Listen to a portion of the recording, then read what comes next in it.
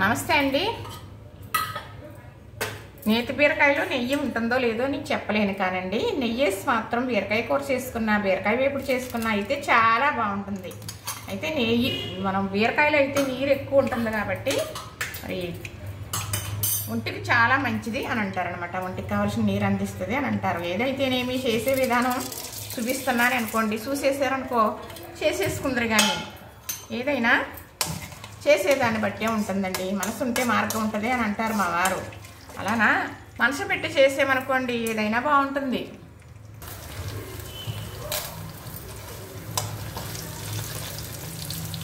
చేసే వంట ఏదైనప్పటికీ కూడా ఇలా అయితే బాగుంటుంది అనుకుని చేయాలి తప్ప ఎలాగైనా పర్వాలేదు అనుకుంటే అలానే ఉంటుందండి. చేసేదానికి మరి ఒక శ్రద్ధ ఉండాలి, ఒక బాధ్యత ఉండాలి, దాని మీద ఉండే ఒక మనస్సు ఉండాలన్నమాట. అప్పుడే రుచి ఉంటుంది కూర అని పెద్దవారు కూడా చెబుతారు. అది నిజమని నేను కూడా చెబుతానండి. చక్కగా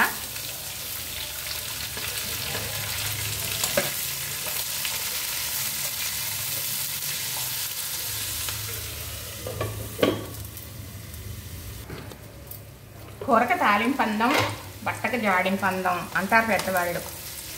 మరి అయితే నాకు బెండకాయలు తీసుకొచ్చేసారండి. బీరకాయలు అయితే 2 రోజుల నుంచి ఇంట్లోనే ఉన్నాయి. మరి చక్కగా ఎలాగో మనకు తెలిసిన వెరైటీలు ఇలా వండేసేమనుకోండి, మొన్న వండింది వేరు ఇది వేరు అనుకుని మనకి తినడానికి చాలా ఇష్టపడతామండి. ఒకేలాగైతే రొటీన్ అంటారు కదా, అందుకు ఇప్పుడైతే చక్కగా ఇలా చేసేస్తున్నానండి.